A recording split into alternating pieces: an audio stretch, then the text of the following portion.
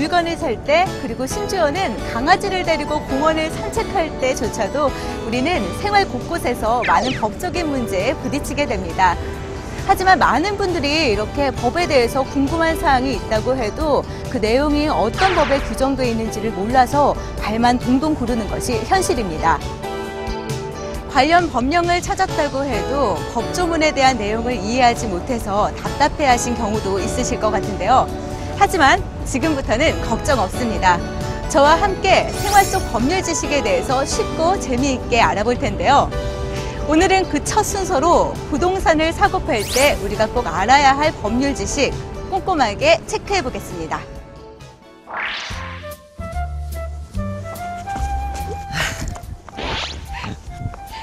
자기야, 이 집 너무 마음에 들어.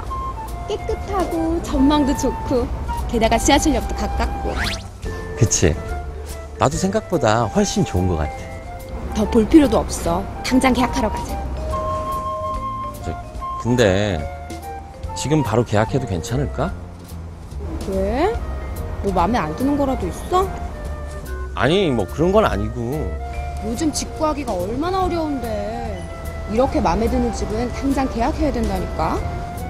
구조 완벽해, 교통 좋아, 층수도 딱이야.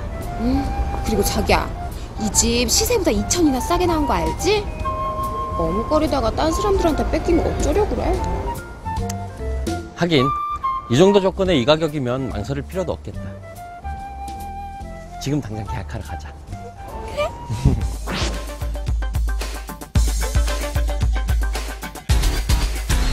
아니, 부동산 계약하는 것을 무슨 마트에서 장 보는 것보다 더 쉽게 생각하고 있는 것 같은데요.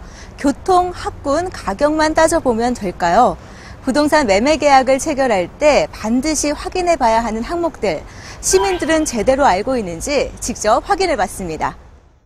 계약 시 필요한 거는 이제 그 자금이겠죠.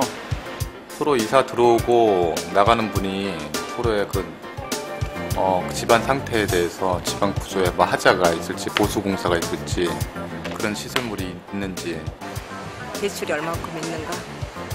글쎄 인감증명서하고 주민등록증 그런 게 있겠죠. 그리고 그 등기부 권리증을 떼어봐야 되고. 글쎄요, 뭐가 필요할까요? 저는 부동산을 가지고 있습니다만.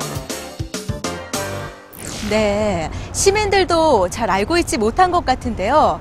변호사님, 우리가 부동산 매매 계약을 할 때 꼭 알고 있어야 하는 사항들, 어떠한 것들이 있을까요?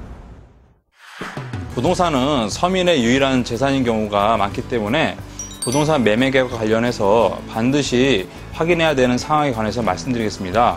먼저 부동산 등기부나 토지대장 등 각종 대장을 통해 매매하려고 하는 부동산의 권리관계 등을 확인해야 합니다. 부동산 등기부는 부동산에 대한 권리관계와 현황을 기재한 공적인 장부를 말하며 표제부와 갑구, 을구 세 가지로 구성되어 있습니다. 우선 첫 번째 표제부에는 소재 지번, 지목과 건물번호, 등기 원인 등에 관한 사항이 기재되어 있으며 표제부에 적혀있는 주소지와 현재 매매하려고 하는 주소지가 일치하는지, 특히 아파트의 경우에는 동호수까지 여러분들이 확인해야 합니다. 두 번째, 갑구에는 소유권자의 변동과 가등기, 가압류 등기, 경매에 관한 사항이 기재되어 있는데 매매계약을 체결하는 사람과 부동산 등기부에 기재된 사람이 일치하는지, 그리고 매매 목적 부동산에 압류나 가압류, 가처분 이런 등기가 있는지를 확인해야 합니다. 을구에는 저당권, 전세권 등에 관한 사항이 기재되어 있습니다. 부동산 등기부에 저당권이나 전세권이 등기되어 있을 때에는 정확한 내용을 파악해야 하고, 등기가 되어 있지 않더라도 임차인이 있는지 또는 임차인이 있다면 보증금은 얼마인지도 확인해야 할 것입니다. 다음으로는 매매 당사자의 인적사항을 확인해야 합니다. 가끔 매매 목적 부동산의 소유권자가 바쁘다는 이유로 그 가족이 오는 경우가 있습니다. 이럴 때에는 매매할 수 있는 권한을 위임받았는지 여부를 반드시 확인해야 합니다. 의외로 매매 목적 부동산의 소유권자에게 대리권의 위임 여부를 확인하지 않고 매매 계약을 체결하면 이에 대한 분쟁이 벌어지는 경우가 많기 때문입니다. 대리인이 매매 계약의 매도인으로서 오는 경우에는 우선 대리인으로 온 사람의 신분을 먼저 확인해야 합니다. 이 경우 주민등록증이나 운전면허증 등으로 신분을 확인하고 이를 복사해서 매매계약서에 첨부해 놓는 것이 좋습니다.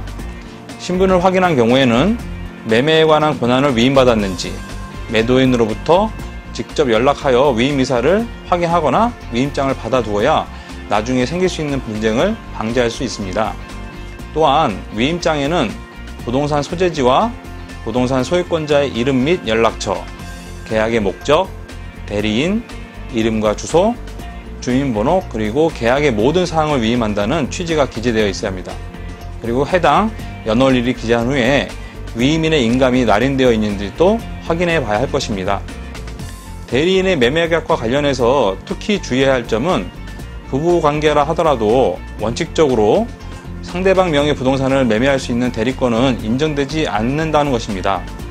흔히 부동산 소유권자가 직장 생활을 하는 경우가 많기 때문에 배우자가 대신 매매계약을 체결하러 오는 경우가 있습니다. 이럴 때에도 잊지 마시고 반드시 소유권자의 위임장을 받아두셔야 합니다. 부동산 매매 계약을 맺기 전에는 반드시 확인해야 될 사항이 있는데요. 부동산을 사려는 사람은 부동산의 권리관계와 현황을 확인하기 위해 부동산 등기부와 토지대장 등 각종 대장을 확인해야 하고요. 또 부동산의 임차인이나 전세권자가 있는지, 저당권이 설정되어 있거나 가처분, 가압류, 가등기가 되어 있는지 꼼꼼하게 확인해야 합니다.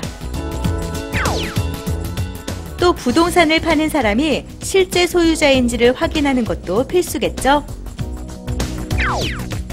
매수인 또는 매도인의 대리인과 매매 계약을 체결할 때는 대리인의 외관만 믿고 덜컥 계약을 체결해서는 안 됩니다.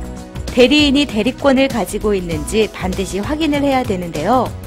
이를 위해 계약 상대방은 대리인이 법정 대리인인 경우에는 인감증명서를 요구하고 대리인이 위임 대리인인 경우에는 위임장과 인감증명서를 함께 요구해 이를 확인해야 합니다. 이것은 부부, 친구, 친척 사이 할 것 없이 공통적으로 적용되는 원칙으로 적법하게 계약이 진행되려면 대리인은 매수자에게 소유자로부터 적법하게 위임을 받았다는 것을 꼭 증명해야 합니다.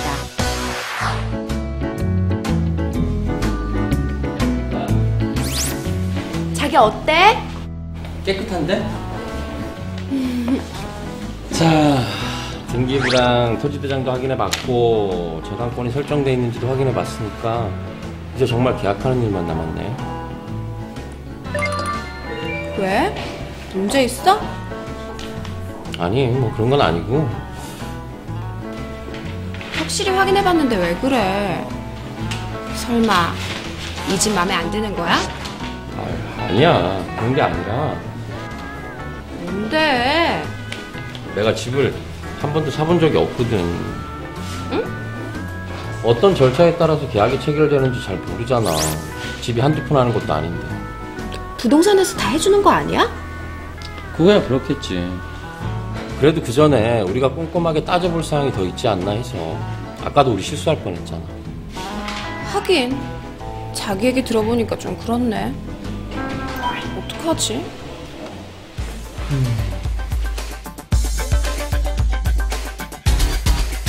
부동산을 계약할 때 무엇이 필요한지 또 어떤 절차에 따라 이루어지는지 잘 모르시겠다고요? 부동산 중개소에서 시키는 대로 하면 되겠지라고 생각하고 무조건 믿고 맡기시겠다고요? 부동산 매매 계약서의 작성 요령, 지금부터 자세하게 알려드리겠습니다. 부동산 매매계약서의 작성 요령에 대해서 알아보겠습니다. 부동산 매매계약 당사자들이 매매에 대해 협의를 하면서 서로 다르게 이해하는 경우가 있습니다.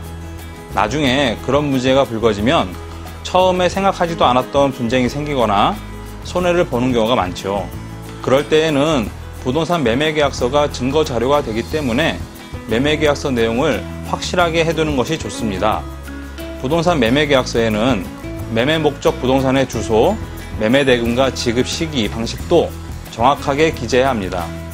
매매계약서에 중도금과 잔금을 송금할 계좌번호를 명시해두고 그 후에 그곳으로 송금을 하면 매매대금을 지급한 사실을 증명하기 쉬워집니다. 또한 부동산 소유권 등기 이전 일자도 명확하게 하고 만일 근저당권이나 전세권 등 부담이 있는 경우에는 이들을 언제 말소해 줄 것인지 분명히 적어두어야 합니다. 부동산 매매계약서에 매매 목적물과 당사자, 대금 등 필요한 사항을 적어 넣으면 유효한 매매계약서가 되므로 반드시 지정된 양식을 따를 필요는 없습니다.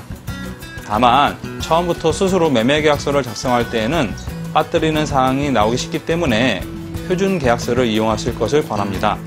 인터넷을 검색하시면 표준계약서의 양식을 쉽게 구하실 수 있습니다. 부동산 매매계약을 할 때는 시간을 절약하고 실수를 없애기 위해 부동산 중개업소를 통하는 경우도 많습니다. 부동산 중개업소에 중개를 의뢰할 때에는 부동산 중개업자가 소속된 해당 부동산 중개업체가 등록된 중개업체인지 또는 보증보험이나 공제에 가입되었는지를 확인하고 중개계약을 하는 것이 좋습니다. 부동산 중개수수료는 법령에 따라 상한이 정해져 있는데 매매의 경우에는 0.9%로 이 범위에서 시도별로 조례로 정해놓고 있습니다. 예를 들어 서울의 경우에는 5천만 원 미만인 경우에는 0.6%, 5천만 원 이상 2억 원 미만인 경우에는 0.5%, 2억 원 이상 6억 원 미만인 경우에는 0.4%입니다. 그러므로 4억 원의 주택을 부동산 중개업소를 통해서 매매하면 부동산 중개 수수료는 4억 원의 0.4%인 160만 원이 됩니다. 부동산에 대한 매매계약 체결에 합의한 후에는 매매계약서를 작성하는데요. 이 계약서를 작성할 때는 매매 목적물, 매매 대금, 대금 지급일과 소유권 이전 일자 등에 대해 명확하게 명시해야 합니다. 이때 매수인은 매매계약 체결의 증거가 되는 계약금을 지급하는데요. 통상 대금의 10% 금액을 계약금으로 정합니다. 부동산 중개업자를 통해 부동산 매매계약을 체결할 땐 중개수수료와 실비를 부담해야 하는데요. 중개수수료는 해당 지자체로부터 교부받은 요율표를 근거로 해 거래금액에 그 금액에 해당하는 요율을 곱해 계산합니다. 예를 들어 서울의 경우 4억 원의 주택을 중개업소를 통해 매매를 하면 거래금액 4억 원에 0.4%를 곱해 160만 원이 수수료가 됩니다. 부동산을 매매한 경우에는 이중계약서 작성 등 잘못된 관행을 없애고 부동산 거래를 투명하게 하기 위해 부동산의 실제 거래 가격을 신고해야 하는데요. 계약 체결일로부터 60일 이내 실제 거래 가격으로 부동산 소재의 관할 시, 군, 구청에 신고해야 합니다.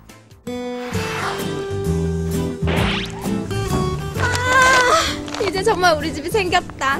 나 너무 기뻐. 그렇게 좋아? 당연하지.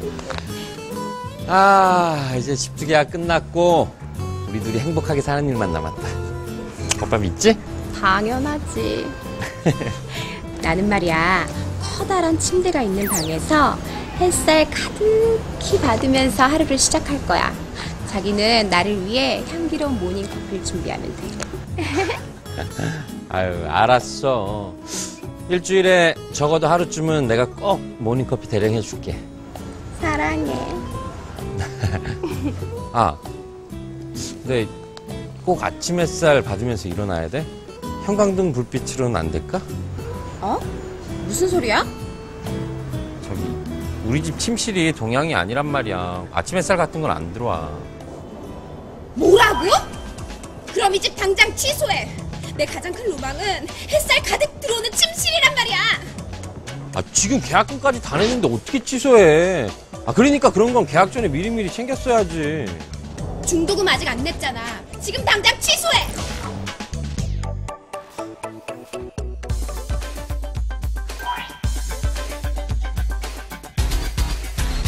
고심해서 어렵게 고른 집, 계약금까지 다 지불했는데 지금에서야 집의 단점들이 하나둘씩 보인다고요.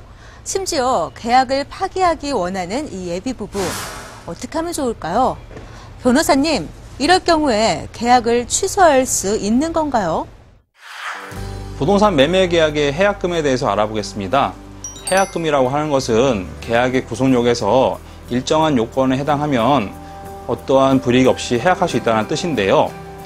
부동산 매매에서 매수인이 매매 계약 당시 계약금을 매도인에게 교부한 때에는 당사자 간에 다른 약정이 없는 한 당사자 일방은 어떤 이행에 착수할 때까지 매수인은 이를 포기하고 매도인은 그 배액을 상환하여 매매 계약을 해지할 수 있습니다.